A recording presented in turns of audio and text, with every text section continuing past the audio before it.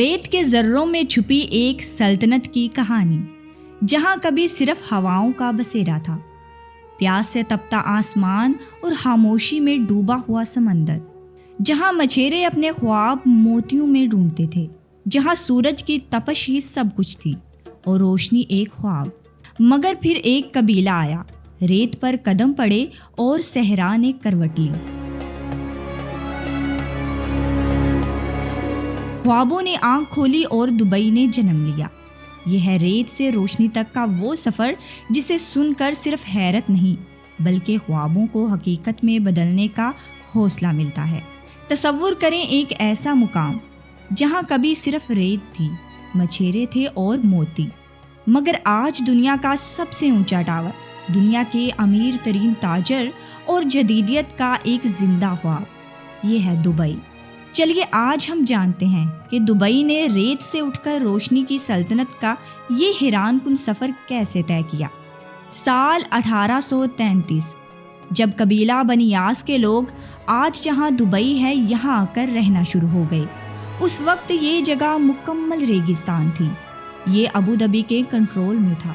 Dubai اس وقت مچھیروں کا ایک گاؤں کہلاتا تھا۔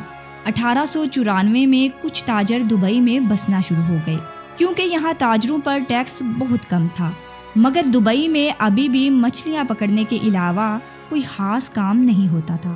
1912 میں دبئی کی حکمرانی شیخ سعید بن مکتوم کے پاس آ گئی اور انہی کو دبئی کا فاؤنڈر بھی سمجھا جاتا ہے۔ اس وقت دبئی میں پرل انڈسٹری یعنی موتی ڈھونڈنے کا کام عروج پر تھا۔ دبئی کی اکانومی اس کام سے آگے بڑھ رہی تھی، لیکن دبئی ابھی بھی ایک گاؤں ہی کہلاتا تھا۔ یہ 1958 کی بات ہے، جب دبئی کے حکمران شیخ راشد بن سعید المکتوم بن گئے۔ یہی وہ انسان تھے جنہوں نے دبئی کو ایک گاؤں سے شہر بنانا چاہا۔ 1963 میں انہوں نے دبئی کریک، جہاں بحری جہاز آ کر رکتے تھے، اس کو گہرا کروانا شروع کر دیا۔ یہ جگہ بہت چھوٹی تھی اور شیخ راشد بن سعید جانتے تھے کہ یہاں بڑے اور ماڈرن بحری جہاز آ کر نہیں رک سکتے۔ انہوں نے اس پروجیکٹ پر بہت زیادہ پیسے لگا دیے، اتنے پیسے کہ یہ دبئی کی سالانہ آمدنی سے بھی زیادہ پیسے تھے۔ اس کے لیے انہوں نے قرضہ بھی لے لیا۔ یہ ایک بہت بڑا رسک تھا، لیکن شیخ راشد جانتے تھے کہ اس پروجیکٹ سے دبئی کی اکانومی پر بہت گہرا اثر پڑے گا، اور یہ پلان واقعی میں کامیاب ہو گیا۔ اب دبئی میں بڑے سائز کے بحری جہاز بھی آ کر رکنے لگے۔ اس سے دبئی میں گولڈ مارکیٹ بھی پھیلنا شروع ہو گئی۔ شیخ راشد اکثر یورپ اور انگلینڈ جاتے رہتے تھے اور یہ وہاں پر بنائے گئے انفراسٹرکچر سے بہت زیادہ متاثر تھے، خاص طور پر لنڈن سے۔ ان کو لنڈن کی سڑکیں، وہاں پر بنی ہوئی انڈر گراؤنڈ ٹرین سسٹم بہت متاثر کرتا تھا۔ ان کے دل میں بھی خواہش تھی کہ دبئی ایک دن ایسا ہی ماڈرن شہر بن جائے۔ شیخ راشد نے دبئی کو ایک شہر کی شکل دینا شروع کر دی۔ سال 1959 میں انہوں نے دبئی میں ایک ماڈرن ایئرپورٹ بھی بنوا دیا۔ وہ دبئی میں بجلی کی لائنز، ٹیلی فون سروسز اور پورٹس وغیرہ بنوا رہے تھے۔ لوگ سمجھتے تھے کہ شیخ راشد پیسے ضائع کر رہے ہیں اور دبئی کبھی بھی ایک ماڈرن اور انٹرنیشنل شہر نہیں بن سکے گا۔ مگر 1966 میں دبئی کی قسمت بدل گئی۔ یہ وہ سال تھا جب دبئی میں آئل ڈسکور ہوا، لیکن یہاں تیل کے ذخائر اتنے نہیں تھے۔ شیخ راشد نے بہت ہی عقل مندی سے اس بات کو سمجھا کہ دبئی صرف آئل پر ڈیپینڈنٹ نہیں رہ سکتا۔ انہوں نے اس وقت کہا تھا، میرے پاس ایک اچھی خبر ہے اور ایک بری خبر۔ اچھی خبر تو یہ ہے کہ دبئی میں آئل ڈسکور ہو گیا ہے، اور بری خبر یہ ہے کہ یہ تیل بہت تھوڑا ہے۔ اس لیے انہوں نے اس تیل کا استعمال کر کے دبئی میں دوسرے پروجیکٹس بنانا شروع کر دیے۔ انہوں نے دنیا بھر سے بڑے بڑے انجینئرز اور آرکیٹیکچرز کو بلوا کر دبئی کو مزید تعمیر کروانا شروع کر دیا۔ جیسا کہ 1979 میں دبئی میں ایک اونچی بلڈنگ بنائی گئی۔ ایسے کئی پروجیکٹس دبئی میں شروع ہو رہے تھے۔ 1981 میں شیخ راشد اس دنیا سے چلے گئے۔ آج جو دبئی کے امیر ہیں شیخ محمد بن راشد المکتوم، یہ انہی کے بیٹے ہیں۔ آج جو دبئی ہم دیکھتے ہیں، اس کو بنانے میں شیخ محمد بن راشد کا ہی دماغ ہے۔ انہوں نے دبئی میں اونچی اونچی بلڈنگز بنانا شروع کر دی، پر اس کام میں بھی ایک مسئلہ تھا۔ مسئلہ یہ تھا کہ کچی مٹی پر اتنی بڑی بلڈنگز کیسے کھڑی کی جائیں۔ मगर शेख मोहम्मद बिन राशिद ने इसका हल भी ढूंढ निकाला। शेख मोहम्मद बिन राशिद ने महसूस किया कि दुबई के इत्तराफ पहाड़ वी शेप में बने हुए हैं, यानी यहाँ जरूर कभी पानी मौजूद होगा जो पहाड़ों की शेप कटी हुई है। उन्होंने यहाँ ड्रिलिंग करवाई और वहाँ वाकई में पानी मौजूद था और यही पानी दुबई की ऊंची ऊंची बिल्डिंग्स खड़ा रखने में काम आया।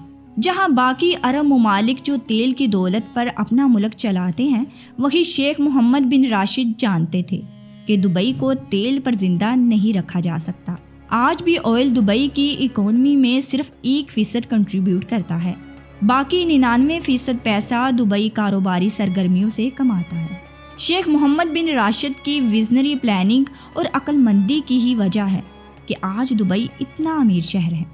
उन्होंने दुबई में ऐसी ऐसी चीज़ें बनाना शुरू कर दी जिनकी वजह से पूरी दुनिया का ध्यान दुबई की तरफ होने लगा, जैसा कि दुनिया की सबसे ऊंची इमारत बुर्ज खलीफा, दुनिया के बड़े बड़े मॉल्स में से एक दुबई मॉल, आलीशान होटल और आर्टिफिशियल आइलैंड। दुबई की एयरलाइन एमिरेट एयरलाइन ये दुनिया की बेहतरीन एयरलाइन में से एक है। ये सारी अट्रैक्शंस थी जो लोगों को दुबई खींच कर लाती रही। दुबई में बहुत से फ्री जोन्स भी हैं जहां हर किस्म की टैक्स छूट दी जाती है, जो दुनिया के बड़े बड़े बिजनेसमैन की तवज्जो अपनी तरफ खींचती है। ये फ्री जोन्स दुबई की इकोनॉमी का 20% हिस्सा बनते हैं, जहां तकरीबन 1.5 करोड़ के करीब लोग नौकरी करते हैं। दुबई में आज 80% के करीब वो लोग हैं जो बाकी कंट्रीज से दुबई में आकर सेटल्ड हैं। आज दुबई में वो लोग भी हैं जो मेहनत करके पैसे कमाकर अपने प्यारों को वापस घर पैसे बेचते हैं, और वो लोग भी हैं जिनके पास बहुत सा पैसा है। दुबई में हर वो सहूलत मौजूद है जो दुनिया के बड़े बड़े मिलियनर्स और बिलियनर्स को अपनी तरफ लाती है। दुबई में तकरीबन 35 लाख लोग रहते हैं और इसमें तकरीबन 3 लाख के करीब लोग इमाराती शहरी हैं। दुबई में चाहे जितने भी लोग रहते हों, लेकिन दुबई किसी भी गैर मुल्की को अपनी शहरियत नहीं देता। दुबई के शहरी सिर्फ अरबी ही होते हैं जो 1925 से पहले यहाँ आकर आबाद थे, या फिर जिनके वालिदैन इमाराती हों, मतलब UAE के शहरी हों। दुबई के कानून के मुताबिक ऐसा नहीं है कि किसी अरबी खातून से शादी करके इमाराती शहरियत हासिल कर ली जाए। दूसरी तरफ कोई भी गैर मुल्की खातून अगर किसी इमाराती मर्द से शादी कर भी ले तो 7 साल शादी के बाद और एक बच्चा होने के बाद उनसे शहरियत मिल सकेगी। अगर बच्चा नहीं होता तो शादी के 10 साल बाद उसे शहरियत मिलेगी। और गैर मुल्की मर्द को भी इमाराती शहरियत मिलने का एक तरीका है, अगर वो कोई बहुत बड़ा बिजनेसमैन, डॉक्टर या साइंटिस्ट हो और उसे कोई इंटरनेशनल अवार्ड मिला हो तो ऐसे इमाराती शहरियत मिल सकती है, लेकिन वोटिंग राइट्स उसे भी नहीं मिलते। दुबई की कहानी सिर्फ बिल्डिंग्स, दौलत या चमक दमक की नहीं, ये है एक विजन, एक ख्वाब और रेत पर कायम एक अजीम मुस्तकबिल की कहानी। और अब जब आप कभी दुबई की सरजमीन पर कदम रखें तो ये सिर्फ एक सफ़र ना हो बल्कि एक तजुर्बा बन जाए, जहाँ रेत की हर सुनहरी लहर, आसमान से छूती इमारतें और बहरे अरब की ठंडी हवाएं आपको वो सब कुछ याद दिलाएं जो कभी एक सहराई गांव की खाक से ख्वाब बनकर उभरा था। यहाँ की सड़कों पर चलते हुए शायद आपको वो लम्हे याद आएं जब शेख राशिद बिन सईद ने ख्वाब देखे और शेख मोहम्मद बिन राशिद ने उन्हें हकीकत में बदला। ये सिर्फ शहर नहीं, ये एक विजन है जो वक्त से आगे सोचता है और नामुमकिन को मुमकिन बनाने का फन जानता है। तो आपको हमारी वीडियो कैसी लगी? अगर आपको हमारी वीडियो अच्छी लगी तो हमारे चैनल RK क्रिएट को सब्सक्राइब करें और हमारी वीडियो को लाइक शेयर करें। इंशाल्लाह मिलते हैं बहुत जल्द एक और ज़बरदस्त वीडियो के साथ। तब तक के लिए अल्लाह हाफिज़।